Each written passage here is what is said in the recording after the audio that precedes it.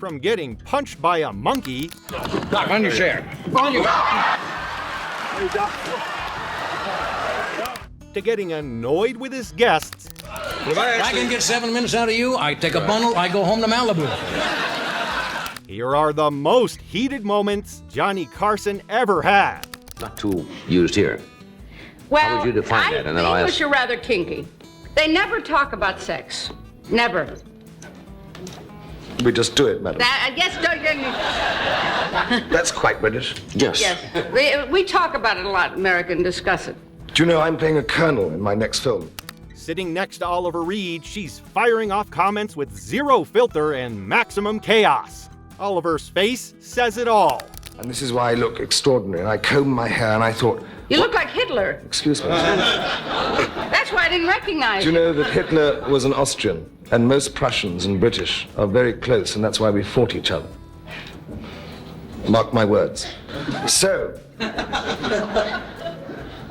anyway, you're doing the... So I'm playing a colonel. I thought, I don't know what to do. You can watch the patient leave his body frame by frame.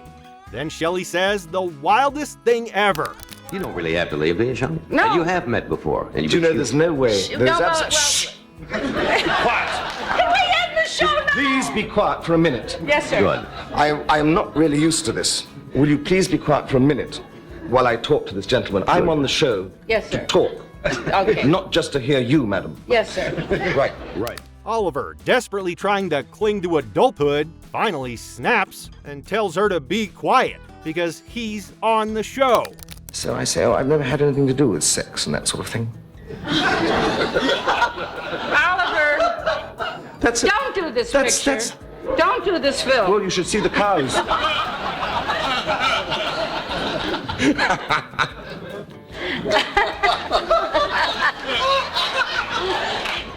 Johnny, who had already predicted they might end up fighting, looks like a man watching his own prophecy unfold.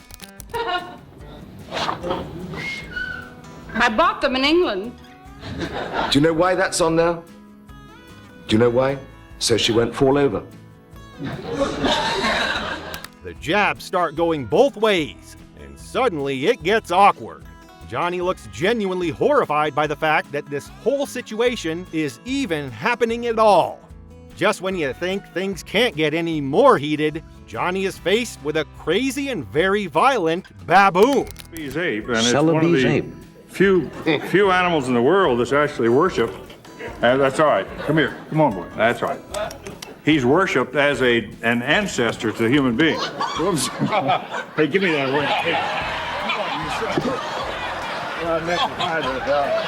How long have you had him under control, Jim?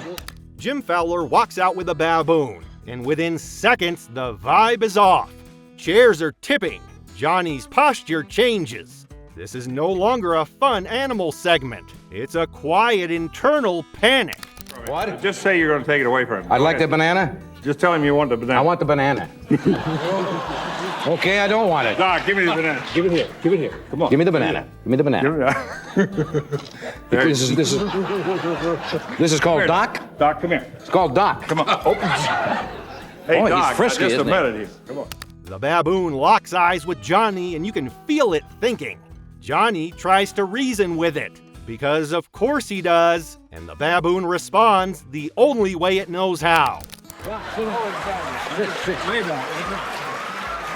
that's all. Doc, easy, Doc. If you'll set this chair on. Man and his monkey. If you'll set this chair on. Doc, let's go. Doc, on your chair. On your... With a shove, then a punch, Johnny Carson gets hit on his own stage, and somehow still manages to look offended rather than surprised.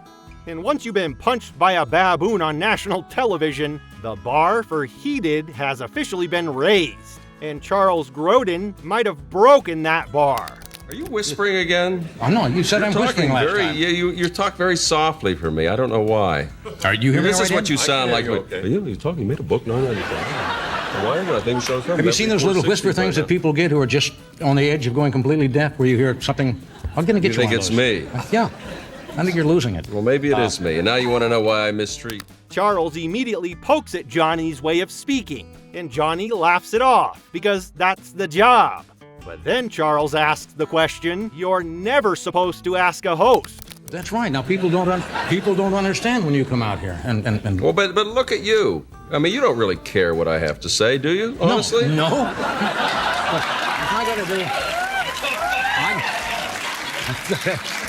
I gotta do an hour a night. Yeah. I'm looking for warm bodies. Right. You can see it land. Johnny's smile tightens, the room shifts.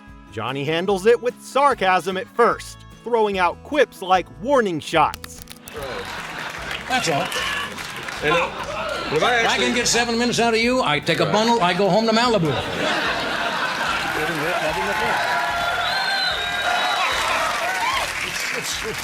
You know, this is a cruel business we live in, but let's just lay it right on the table once and for all so people understand. That's right. Then he decides he's done. He shuts the line of questioning down completely. So if you ask me what I'm up to, I'm not going to answer because I'm not going to make a fool of myself and watch you go to sleep as I answer the No. question. I know all the tricks, and I always look alert when I don't care. You see See, like this. What are you up to? Yeah. No, of course I'm in it. I admire you. Neither is backing down. It's heated, controlled, and deeply uncomfortable. The kind of argument where everyone stays seated, but no one relaxes. I think you're a fine actor, and You called me a well-known troublemaker. Did you listen to the mom? You heard that? I heard that. Well, if we took I also heard the people walked out of Betsy's wedding and went into shrimp on a Barbie. Did you hear that? Yeah. What the does that mean? I was drawing an analogy that Iran now says they would take hostages from Iraq. But Charles didn't come for a friendly chat. He came for a confrontation. He brings up things Johnny allegedly said about him before, and now both men are clearly tired. And I said that's similar to walking out of Betsy's wedding into Shrimp on a Barbie. But they're both movies.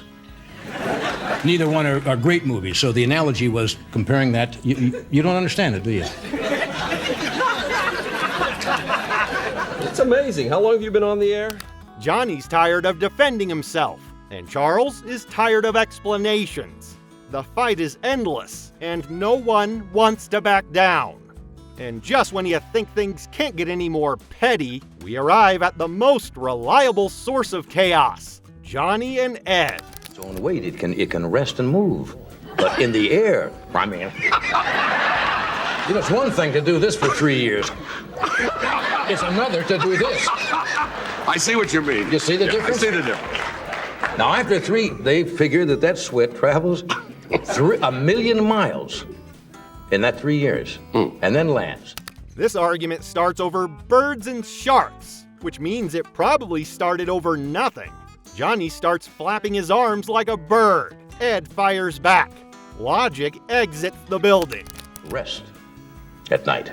So that doesn't mean that they're... Why at night? What difference would it make to a shark? What do you mean?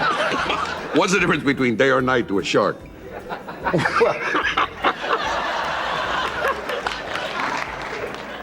The sun go down, and we all begin to shout, hey, no. No one remembers how it began, which is how you know it's real.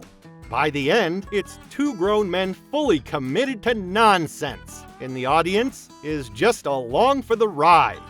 If you enjoyed watching tension, awkwardness, and pure late-night madness collide, hit like, subscribe, and let me know which Carson moment made you sit up and go, did that really just happen?